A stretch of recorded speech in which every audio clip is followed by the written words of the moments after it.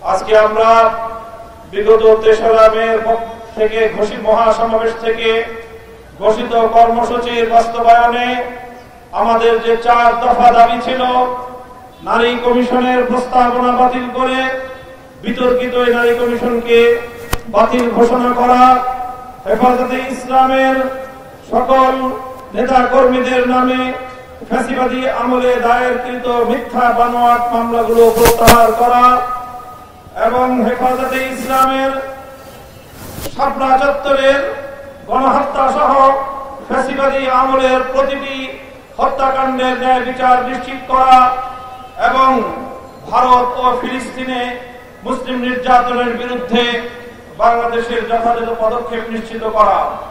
সংগ্রামী সাথী ও বন্ধুগণ, হেফাজতে ইসলাম বাংলাদেশ দ্ব্যর্থহীন ভাষায় ঘোষণা করছে যে আমরা বাংলাদেশে ইনশাআল্লাহ আগামী দিনগুলোতে প্রতিটি ঘরে ঘরে নারীর ন্যায্য অধিকার বাস্তবায়নের জন্য সামাজিক, ধর্মীয় এবং রাজনৈতিক সকল আন্দোলনগুলো আমরা গড়ে তুলব ইনশাআল্লাহ।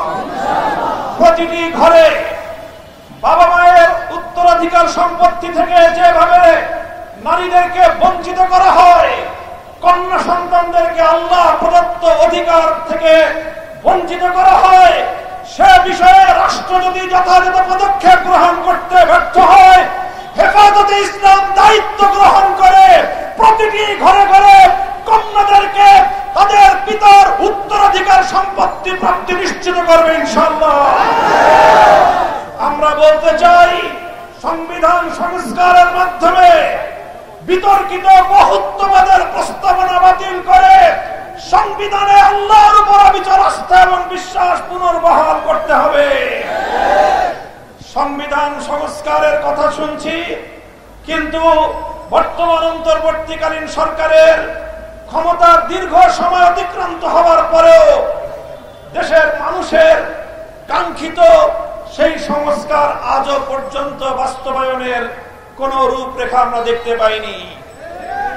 আমরা অন্তর্বর্তীকালীন সরকার প্রধানকে বলতে চাই, জনাব ডক্টর ইউনূস সাহেব, মেহেরবানি করে আপনি প্রথমে অনতিবিলম্বে সংবিধান সহ রাজনৈতিক ব্যবস্থা এবং নির্বাচন ব্যবস্থা সহ গুরুত্বপূর্ণ প্রতিটি সংস্কারের রোডম্যাপ ঘোষণা করেন।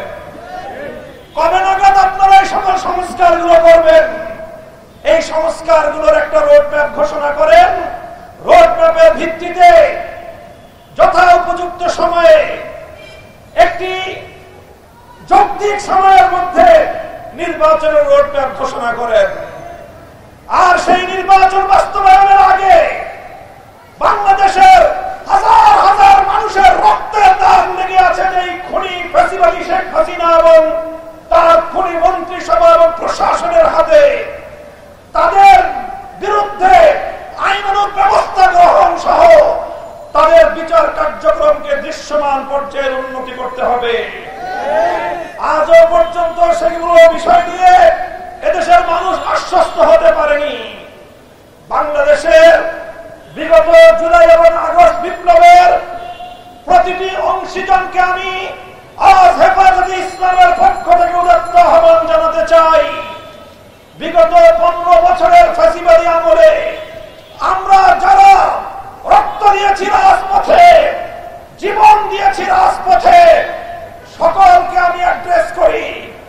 বাংলাদেশের বর্তমান সময়ের সর্ববৃহৎ রাজনৈতিক দল জাতীয়তাবাদী দল বিএনপি, বিগত আমলে অন্যতম মুসলিম সংগঠন জামাতে ইসলামী বাংলাদেশ, জুলাই এবং আগস্টের মহানায়ক আমার ছাত্র জনতা, ছাত্র নেতৃবৃন্দ, আর তাদের সকলের সঙ্গে এদেশের 2013 সাল এবং 2021 সাল দুইবার বাংলার মাটিকে বুকের রক্ত দিয়ে পবিত্রতা দানকারী হেফাজতে ইসলাম বাংলাদেশের লক্ষ কোটি তৌহিদি জনতা, আসুন বিভেদ ভুলে গিয়ে ফ্যাসিবাদী স্বৈরাচারী শেখ হাসিনা সহ তার সকল দোষরদের বিচার নিশ্চিত করবার জন্য আমরা আমাদের জুলাইয়ের চেতনাকে আবার নতুন করে শানিত করি।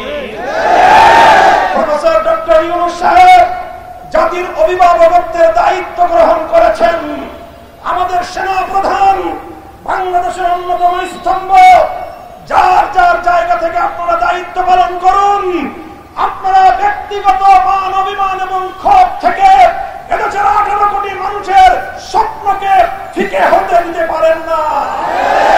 এদেশের মানুষের অনেক স্বপ্ন রয়েছে। এদেশের অনেক মা তার সন্তান হারিয়েছে। তাদের চোখের অশ্রু এখনো শুকিয়ে যায়নি। শহীদের রক্তের দাগ এখনো বাংলার রাজপথ থেকে মুছে যায়নি। এখনো ক্ষমতা নিয়ে এত মারামারি করা এবং এত হানাহানিতে লিপ্ত হওয়া আমাদের জন্য সমীচীন হবে না। বিএনপি সহ সকল রাজনৈতিক দলগুলোকে বলতে চাই, এভাবে আলটিমেটাম দিয়ে এবং এভাবে টাইম ফ্রেম বেঁধে দিয়ে দেশকে সামনের দিকে অগ্রসর করা সম্ভব হবে না। সহনশীল অবস্থানে আসুন, প্রত্যেকে দায়িত্বশীল ভূমিকা পালন করুন।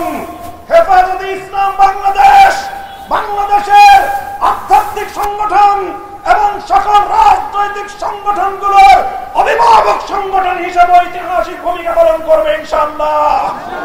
হেফাজতে ইসলামের মঞ্চ থেকে আমি আমাদের বাংলাদেশের এই ক্রান্তিকালের ত্রাতা হিসেবে আবির্ভূত অধ্যাপক প্রফেসর ডক্টর ইউনূস সাহেবকে আহ্বান জানাতে চাই, আপনি আপনার সংস্কার কার্যক্রম সুসম্পন্ন করুন।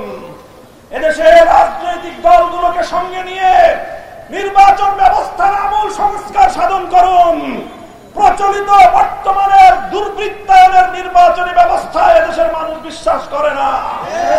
এই দুর্বৃত্তপনার নির্বাচনের মাধ্যমে কিছু দুর্বৃত্তরাই সংসদ সদস্য হতে পারে, ভালো মানুষের সংসদ সদস্য নির্বাচিত হওয়ার কোন ব্যবস্থা নেই।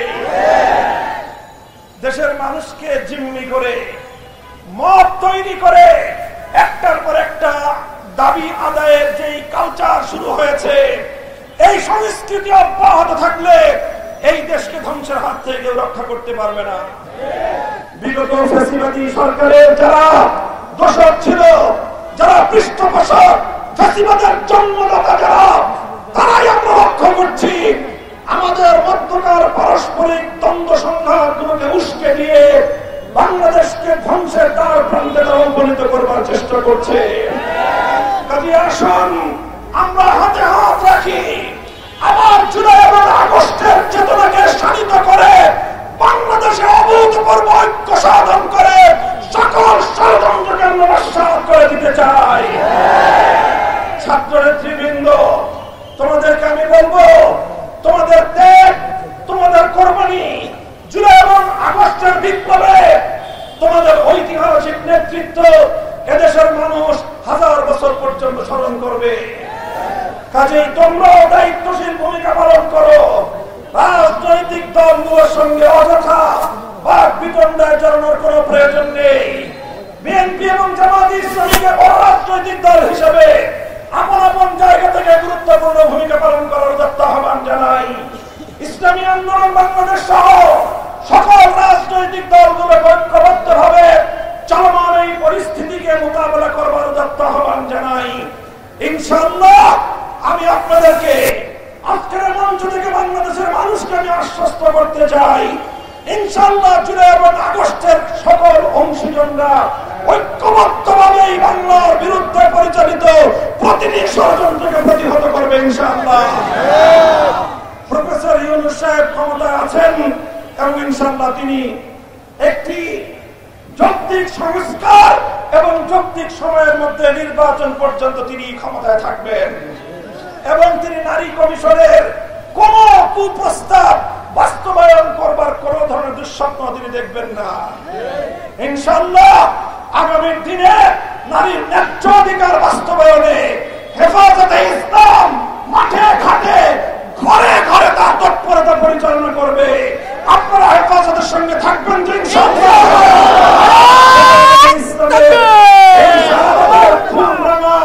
এই মে মাসের মধ্যে আমরা শাপলা চত্বরের গণহত্যার বিচার কার্যক্রমের দৃশ্যমান একটা উন্নতি এবং আজকের মঞ্চ থেকে শাপলার গণহত্যার বিরুদ্ধে রাষ্ট্রের পক্ষ থেকে কমিশন গঠনের দাবি জানাই।